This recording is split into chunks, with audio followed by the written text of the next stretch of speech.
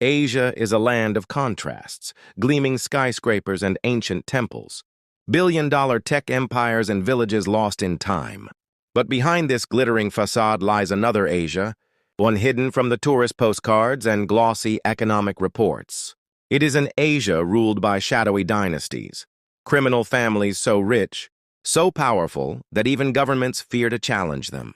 This is not the story of street thugs or petty smugglers. This is the story of empires. Empires built not with ballots or boardrooms, but with blood, fear, and money that flows in rivers. For decades, these families have operated in plain sight, turning drugs, gambling, arms smuggling, and money laundering into global businesses worth billions of dollars. Their wealth rivals that of legitimate corporations, and their power stretches from the back alleys of Karachi to the neon-lit streets of Hong Kong, from Manila's crowded gambling dens to the boardrooms of Singapore. Why should you watch this story?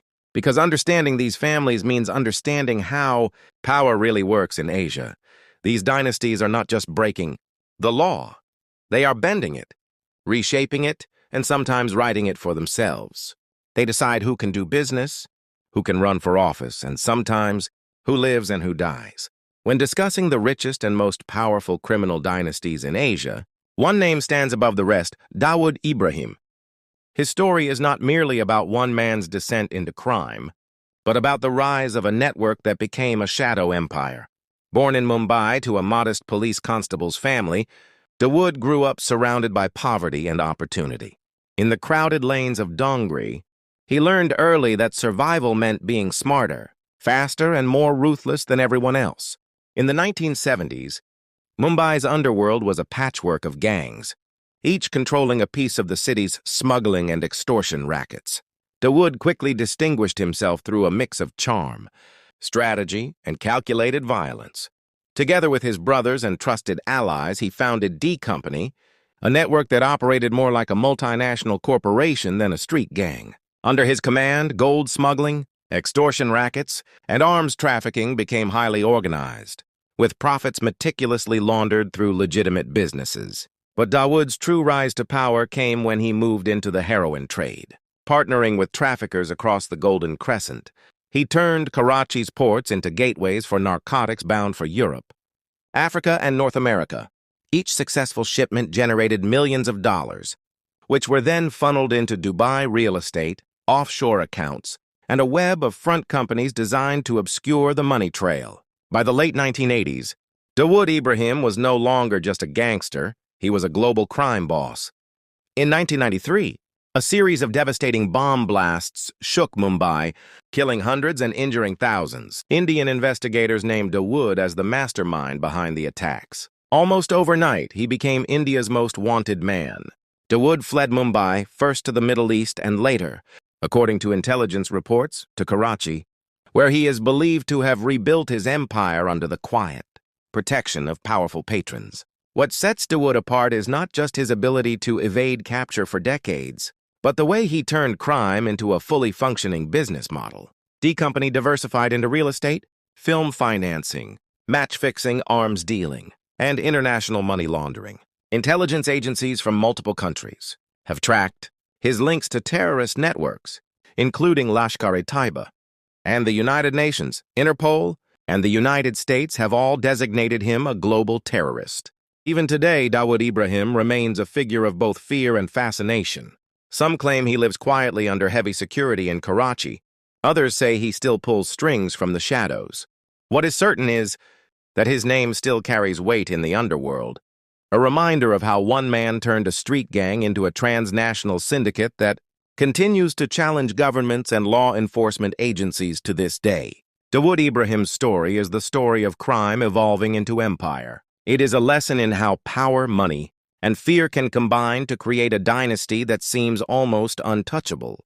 And it is a chilling example of what happens when organized. Crime grows so vast that it begins to function like a parallel state, one with its own rules, its own economy, and its own invisible borders. If Dawood Ibrahim represents South Asia's global underworld, then Uzair Jan Balok is its local warlord, a man who turned one of Karachi's poorest districts into his personal stronghold. The story of Uzair Jan Balok is not simply the story of a gangster. but of a neighborhood, a community, and a city that was held hostage by its own power dynamics. Liari, one of Karachi's oldest and most densely populated areas, has long been known as a city within a city. Cramped alleyways, crumbling buildings, and a near-total absence of state services made it a fertile ground for gangs.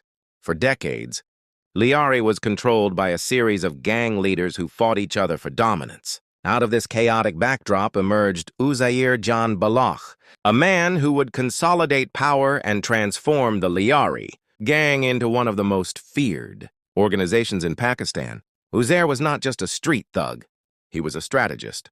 Under his leadership, Liari became a fortress. The gang fortified narrow streets to control entry and exit points, turned rooftops into sniper nests, and dug bunkers beneath homes to store weapons and cash. Police raids often turned into pitched battles, with law enforcement forced to retreat and regroup. But Uzair understood something that many gang leaders did not. Fear alone cannot rule forever. He combined brutality with patronage, creating a system that won him a loyal base among Liari's residents. The gang distributed food rations during Ramadan, funded local football clubs, and organized community weddings for those who could not afford them. These acts of charity created a paradox. For some, Uzair was a gangster. For others, he was a benefactor who provided the services the state had failed to deliver. At the height of his power, Uzair's influence stretched beyond Liari. Politicians courted him during election seasons, trading immunity and favors for votes. Businesses paid taxes to operate, and those who refused often found themselves facing threats, assaults, or arson. His gang was involved in drug trafficking, arms smuggling, extortion, and contract killings, effectively running a parallel economy within Karachi. The government eventually decided that Uzair's power had grown too great. Massive paramilitary operations were launched in Liari, with rangers and police commandos, sweeping through the district in an attempt to dismantle the gang. The fighting was fierce, with casualties on both sides, but over time, the state regained control. Uzair Jan Balakh was captured in 2016, and his confessions during interrogations revealed a complex web of political connections, protection deals, and intelligence leaks that had allowed him to operate for so long. Even after his arrest, Uzair's name continues to carry weight in Liari. Some view him as a hero who gave dignity to a neglected community. Others see him as the reason Liari became synonymous with violence and bloodshed. What cannot be denied is that his reign changed the neighborhood forever. Uzair Jan Balakh's story highlights a fundamental truth about South Asia's underworld. When the state fails to provide justice, security, and opportunity, someone else will step in to fill the vacuum. That someone might be a gangster, a warlord, or a criminal don. But to many ordinary people, he becomes the closest thing to a ruler they have ever known. If South Asia's underworld is defined by drug barons and gangland dons, Southeast Asia's is shaped by the glittering lights of casinos and the hidden fortunes of the gambling underworld. In the Philippines, one criminal dynasty has long been whispered about, the so-called gambling kings, a family whose reach extends from Manila's crowded neighborhoods to offshore gaming, hubs serving players across Asia. Their rise began with jueteng, an illegal numbers game deeply woven into Filipino culture. In poor towns and villages, jueteng offered not just entertainment but hope, a chance to change one's fortune for the price of a small bet. The family seized control of the trade, systematizing it, putting collectors on every street corner, and bribing local police to look the other way. Within years, their network was so vast that entire provinces depended on their payouts, and politicians quietly accepted their backing in exchange for protection. But jueteng was only the foundation. By the 1990s, the family had moved into full-scale casino operations, building and financing gaming dens, high-stakes poker rooms, and later entire resort complexes. Their empire extended to offshore gaming operations, catering to Chinese and Southeast Asian gamblers, generating millions of dollars each month. The money was laundered through construction firms, trucking companies, and luxury real estate developments in Makati and Quezon City, turning dirty cash into legitimate wealth. Their power was not built on money alone. They became patrons of the community, sponsoring basketball leagues, funding religious festivals, and paying school fees for children in their districts. These acts of generosity blurred the lines between crime boss and community leader. To some, they were extortionists. To others, they were saviors who kept the local economy alive. But like all empires, theirs had a darker side. Intelligence reports linked members of the clan to methamphetamine, shabu, trafficking networks, using the Philippines' porous coastlines to smuggle narcotics in and out of the country. This combination of gambling revenue and drug profits made them almost untouchable. When police conducted raids, the operations would shut down for a week and then quietly resume. High-profile arrests rarely led to convictions, as witnesses disappeared or recanted under mysterious circumstances. The family's influence grew, so strong that political candidates sought their endorsement before running for office. In return, the gambling kings received protection, insider contracts, and the ability to operate almost openly. It became an open secret that they were a shadow government, dictating outcomes in both the economy and the ballot box. Even today, their empire is alive, quieter, more digital, and harder to trace. Offshore gambling platforms, crypto transactions, and international shell companies now move the money that once passed through back rooms in Manila.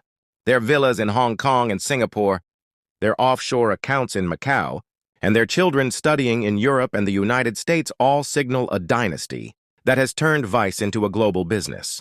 The story of the gambling kings is not just about one family. It is about how crime, when it becomes organized and generational, evolves into a parallel economy.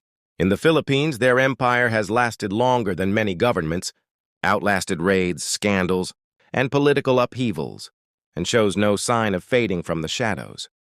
No account of Asia's criminal dynasties would be complete without the legendary triads, the secretive societies that have dominated Hong Kong's underworld and southern China's black markets for generations. The triads are not a single gang, but a vast network of families, each with its own leader, rituals, and territories, united by a code of loyalty older than many modern nations. Their story begins centuries ago, in the 18th century, as resistance groups opposing the Qing dynasty. What started as political brotherhoods evolved into criminal organizations, as they sought ways to finance their activities. By the 20th century, Hong Kong, then under British colonial rule, became their stronghold. The city's growing population, booming trade, and bustling ports gave them the perfect environment to build an empire in the shadows. Triads are structured like miniature kingdoms. At the top sits the dragon head, the supreme leader, followed by the deputy mountain master, the incense master, and the feared red poles, the gang's enforcers. New members are not casually recruited. They are initiated through elaborate rituals, swearing blood oaths and pledging lifelong loyalty. These traditions, still observed today, are what give the triads their legendary resilience. During the 1970s and 1980s, the triads became global players in the heroin trade. Using the Golden Triangle supply routes, they trafficked tons of narcotics through Hong Kong's ports and into the streets of Europe and North America. The profits were astronomical. When law enforcement cracked down, the triads adapted, diversifying into methamphetamine production, human trafficking, illegal gambling, and even cybercrime. Their influence has always extended beyond the criminal underworld. In Hong Kong, the triads developed close ties with film producers, nightclub owners, and property developers, forcing some to pay protection fees or cast favored actors in movies. Politically, they became a force to be reckoned with, able to mobilize votes in working-class neighborhoods or intimidate rivals. On the mainland, they forged alliances with corrupt officials, offering muscle for land seizures, smuggling operations, and construction projects worth billions of dollars. The triads' power is not confined to Asia. They established footholds in Chinatowns across Vancouver, San Francisco, Sydney, and London, turning these neighborhoods into nodes of a global criminal network. These outposts handle everything from counterfeit goods to credit card fraud, all while laundering money through international banking systems and legitimate businesses. Despite decades of police operations and high-profile arrests, the triads remain remarkably durable. Their decentralized structure means that even when one dragonhead is captured or killed, another quickly takes his place. Their code of silence is near unbreakable. and their wealth allows them to buy influence where brute force cannot reach. Today, the triads have traded some of their street-level violence for boardroom sophistication. Their money moves through shipping companies, import-export firms, and real estate projects, making them harder than ever to trace. Yet the old rituals still bind their members together, and their reputation for ruthlessness continues to keep entire communities in check. The story of the triads is not just a tale of crime, but of continuity. They have outlasted colonial governments, economic booms and busts, and relentless law enforcement campaigns. In the neon-lit streets of Hong Kong and the booming cities of southern China, their shadow still looms, a reminder that when crime becomes generational, it stops being mere crime and becomes an empire hidden in plain sight. If Hong Kong's triads are the shadow kings of China, then Japan's Yakuza are the undisputed rulers of organized crime in the land of the rising sun. They are not merely gangs. They are institutions, with a history stretching back centuries and a structure that mirrors that of feudal Japan. The Yakuza are perhaps the most visible criminal syndicates in the world, blending crime with tradition, and paradoxically presenting themselves as honorable outlaws. The Yakuza trace their roots to the Edo period, when marginalized gamblers and street merchants formed tightly knit groups for protection. Over time, these groups evolved into powerful brotherhoods, with their own codes of honor, rituals, and hierarchies. Unlike most organized crime groups, the Yakuza operate openly. Their offices have signboards, their bosses hold press conferences, and their members proudly display full-body tattoos, symbols of loyalty and belonging. Each clan, or kumi, is structured like a traditional family. At the top sits the Oyabun, the father, whose authority is absolute. Beneath him are the Wakagashira, deputies, Kyodai, brothers, and Shate, younger brothers. New recruits swear oaths of loyalty during a sack-sharing ceremony, pledging obedience in exchange for protection and belonging. This ritual, rooted in centuries-old tradition, transforms crime into a way of life, a parallel society with its own rules and justice system. The Yakuza's influence extends into nearly every corner of Japanese society. They control illegal gambling parlors, sex work, loan sharking, and construction rackets. They have also been involved in drug trafficking, arms deals, and extortion, demanding protection money from businesses in exchange for safety. But what makes the Yakuza unique is their semi-legal status. For decades, they were tolerated by authorities, even relied upon to keep street crime under control and maintain order in their territories. Their power reached its peak in the 1980s, during Japan's economic bubble. Flush with cash, Yakuza syndicates invested heavily in real estate, stocks, and corporations, laundering their profits through legitimate ventures. Some became major shareholders in construction and entertainment companies, blurring the line between underworld and boardroom. The most powerful syndicates, such as the Yamaguchi-gumi, the Sumiyoshi-kai, and the Inagawa-kai, built empires worth billions of dollars. Yamaguchi-gumi alone at its peak had over 20,000 registered members, making it the largest organized crime group in the world. Their leaders lived like CEOs, holding annual meetings, issuing public statements, and even publishing newsletters for their members. But the Yakuza's image as honorable outlaws began to crack in recent decades. Japan's government introduced stricter anti-gang laws, freezing Yakuza bank accounts, banning businesses from working with them, and targeting their front companies. Membership numbers have declined, and the once proud syndicates are now forced deeper into the shadows. Yet they remain a potent force, shifting into cybercrime, online fraud, and global drug smuggling networks. Today, the Yakuza are quieter but still influential.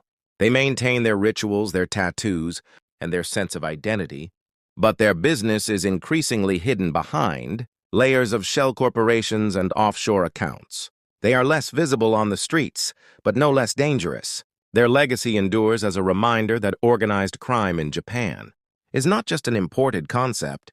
It is a homegrown system, as old and resilient as the culture that produced it. Why this works covers origins, rituals, and hierarchy, peak influence, business empire, government, crackdown, modern transformation, cinematic narration with imagery of tattoos, sake ceremonies, and corporate boardrooms. Names major syndicates: Yamaguchi-gumi, Sumiyoshi-kai, Inagawakai, to make it feel real and authoritative, ends with a reflective line about Yakuza as a cultural institution, not just a gang.